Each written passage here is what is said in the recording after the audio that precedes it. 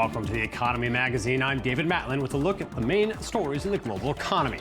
Coming up in today's show, New York City ramps up its recycling efforts with a new waterfront facility. And inflation continues in Argentina as the government works to reverse the trend. First, a look at the headlines. Now, in the annual State of the Union address, U.S. President Barack Obama vowed to bypass a divided Congress and take action on his own to bolster America's middle class. Well, the president declared a year of action in which he said he'll work with lawmakers to help low- and middle-income families in this economic recovery. But what I offer tonight is a set of concrete, practical proposals to speed up growth, strengthen the middle class, and build new ladders of opportunity into the middle class. Some require congressional action, and I'm eager to work with all of you. But America does not stand still, and neither will I. So wherever and whenever I can take steps without legislation to expand opportunity for more American families, that's what I'm going to do. Well, in the first of potentially many executive actions tied to his State of the Union address, President Obama will unilaterally increase the minimum wage for workers under new federal contracts to $10.10 an hour from $7.25 in an effort to build momentum for a minimum wage hike for all Americans.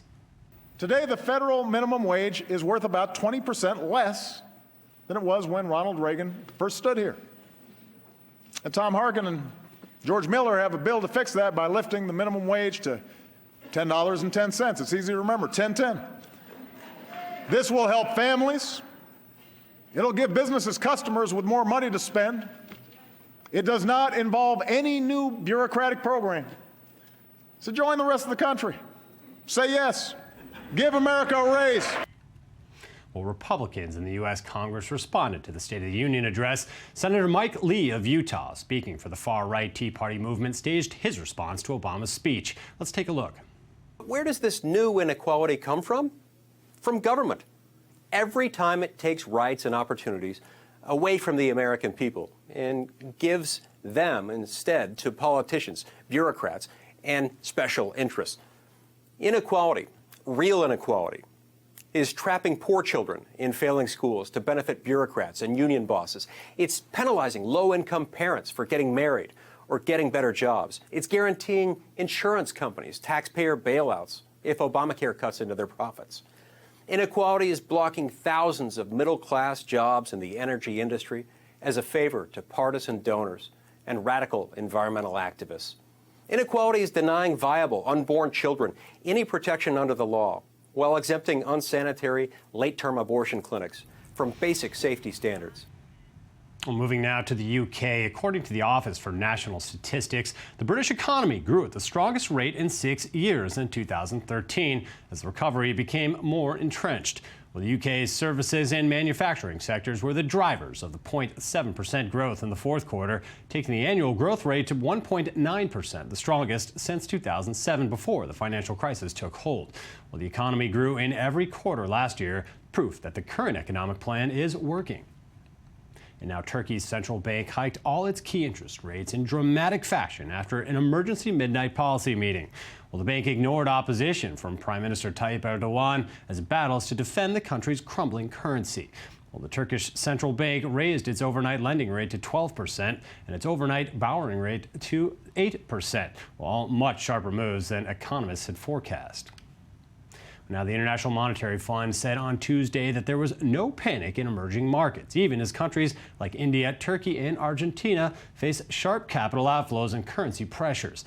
Well, Jose Viñals, the IMF's top financial counselor, in a briefing with reporters said, quote, "This is not a panic situation," close quote, after nearly a week of sell-offs in emerging market, bond, currency, and equity markets. Now, as tons of trash emerge from the New York City area at a steady rate each year, a new sorting facility on the Brooklyn waterfront will aid recycling efforts and better the efficiency there of the operation in the city. Well, this next report gives us an inside look. Paper, glass, plastic and metal. 270 tons of waste are sorted every day at the Sunset Park Material Recovery Facility.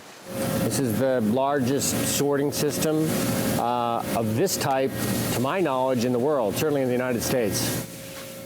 Until recently, New York didn't have a sorting centre of its own. Now it's caught up with this new facility in Brooklyn, just over the river from Manhattan. For such a high-profile location, an architectural firm was chosen that specialises in chic, minimalist designs. There's a very prominent location on the Brooklyn waterfront, so we felt we had to put some extra effort into the aesthetics, and also we wanted to really elevate, I think, the mission here, or elevate the activity here in the eyes of the public, really draw attention to recycling in general. The total investment was around $110 million. But the recycling that goes on here isn't just for the benefit of the environment. It brings economic gains as well. It's clear that there are markets for the materials that we used to just throw out and discard in landfills or incinerators. And so the economics has changed considerably. Why throw something away when people are willing to take that product and remanufacture it into some new commodity? 1 cube of aluminium like this, weighing around 700 kilograms, can sell for as much as $1,000. By the end of this year, the centre will deal with all of New York's household recycling. That will give it some 800 tons of waste to handle every day. Well, we're joined now in the studio by Nir Sholem, I-24 News business and environment expert. Hi, Nir. Thanks for joining us here. Hi, sure. So we've seen now in this piece that we just watched now, recycling is getting a huge boost, even in New York City, an area that produces a ton of trash. We know that it sounds nice, and it's certainly won over a large portion of the consumer market, but recycling, does it make sense economically? Well, the answer is it depends, as is often the case. It depends on a lot of factors. And as we saw in the story, a lot of both cities and companies have finally realized the value that lies in waste. So they treat waste as a resource, not just as a hazard. And we saw it with aluminum, with plastic. But what's more interesting is what's being done with waste, electronic waste, namely the metals, the precious metals like gold, like iridium, like tantalum that are in many of our devices, especially cell phones, that companies in the process of what's called urban mining have been extracting from used cell phones. Now, if it is, if the trash or the waste is in a factory, in a nice organized factory like we saw, it makes it a lot more economical than if it just lays in a landfill. People pick through it by hand, or the old ways that used to be employed. Seems like technology has played a big role in this fact. I mean, allowing different materials to actually be recycled. Absolutely. And the tool that people use to determine whether it's worth it is called a life cycle assessment tool, which is looking at a product, it could be a car, let's say, from the very beginning of before it was made, how the raw materials are extracted, and until the end of its life cycle, how do we get rid of it? What are the economic impacts of each stage? And what are the economic costs, environmental impacts and economic cost of each stage? And putting all that together, how much does it cost to get out of the ground, to ship the metal, to the energy you need to get it out? And then looking all the way till the end of the product, how much would it cost us to get rid of it, grind the metal together and turn it into something usable. And that's the really elaborate computer software programs that allow you to calculate that. It can take even 2 years to calculate one product. Well, thank you again for your insight, Nir Sholem, as well. As always, good to see you. Thank you. Now, the economy in Argentina is still on the downturn as the local peso reached its lowest level since 2008. Well, now in a move that some say is desperate, the government raised the monthly foreign currency allowance for its citizens. But is it too little, too late? Well, this next report explains. The Argentinian economy is back on the brink of breakdown. Argentina thought it had found the solution, including curbing black market foreign exchange and fighting capital flight through President Kirchner's exchange controls that began in October 2011. Unfortunately, the dollar market exploded, and with it, the Argentinian economy. Since January 1st, the currency has continued to devalue, and the government decided last week to let interest rates slip. Since then, the peso has been poisoned. In just 2 days, the local currency lost 14% of its value. It reached its lowest level since 2008. $8 to 1 peso. It's a situation that brings to mind the country's major crisis of 2001, when millions lost their savings. It's still very different from 2001 for various reasons. The first one is that the situation is not out of control because the government still has instruments with which it can deal with the situation. no está fuera de control. It has instruments like fiscal policy, and the adjustments that need to be done are important ones, with big political and economic consequences. Tiene instrumentos de política fiscal, but not the same magnitude as those that needed to be done in 2001. Consecuencias políticas. On Monday, Buenos Aires slightly loosened the restriction on purchasing currency by individuals who can now buy up to $2,000 per month depending on income and savings. Purchases cannot surpass 20% of one's salary. En la República Argentina han existido. In Argentina, we have seen the hoarding of $143 billion over the last 10 years. As a result, we think the methodology implemented now is precisely for small savers, for those who effectively want a level of dollar holdings. And this is what we are putting into effect. More reassurance is needed. Although Argentina is growing at 5%, inflation is approaching 30% per year, and it continues to hurt the national economy. The strategy of trial and error and the country's huge debt are not exactly reassuring observers. Argentinian turbulence is part of a global reality that is affecting emerging economies such as Turkey, Brazil, and Russia. The slight decline of Chinese growth and the accommodating policy of the U.S. Fed penalize exports from these countries. What remains in Argentina is that the dollar is a safe haven currency that the country cannot do without. And now to Media Watch with Daniel Roth. Well, hi, Daniel. Thanks for joining us here again. Always good to have you. How's it going? Great. I understand today we're talking about the Pope Francis here. I have to start out by saying, why are we talking about the Pope on Economy Magazine? The Pope Francis, is a rock star. He is literally on the cover of Rolling Stone. Actually kind of a rock star. Break. This is his big break finally, I guess. Yeah, okay. And a little known fact, he was actually a bouncer, a nightclub bouncer, before he joined the clergy.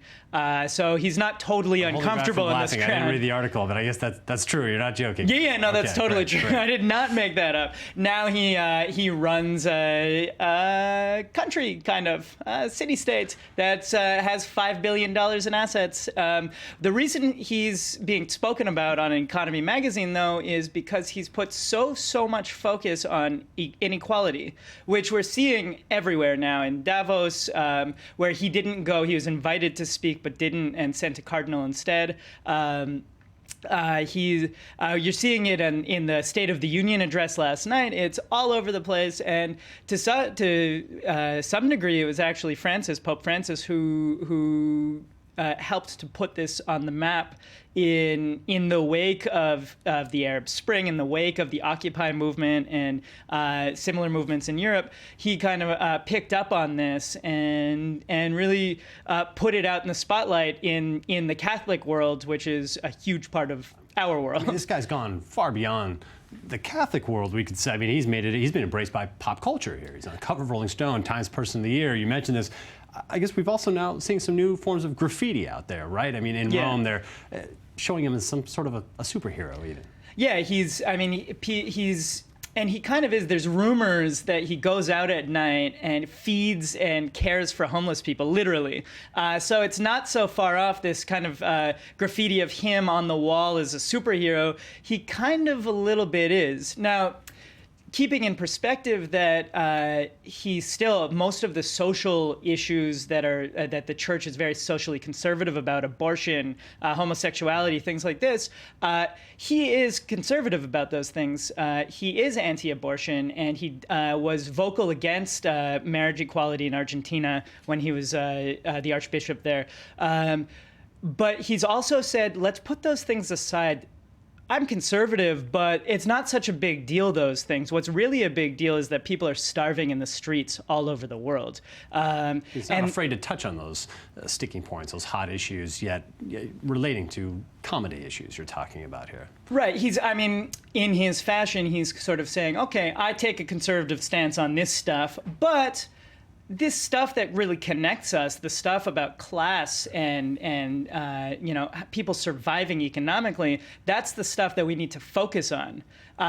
Maybe once we solve that, deal with these social issues and equal rights issues where, he falls on the conservative side. That's what he's saying anyways. He appears fearless. I mean, I guess I could say I agree with the superhero persona. I mean, this guy isn't afraid to put his name behind the biggest issues, these sticking points. What's next for this guy? I mean, is there what's next on his agenda, do you think? Look, I think he's got a long uphill battle of, for so long the church has been sort of in a pit of really putting to the forefront those issues like abortion and homosexuality and women's rights, and that really have mired the church in conflict and been issues intractable. Well, thank you, Daniel Roth, for your time here on Media Watch. And that's all the time we have for today. So we'd love to hear from you at our website, Facebook page, and Twitter. We'll see you here again tomorrow.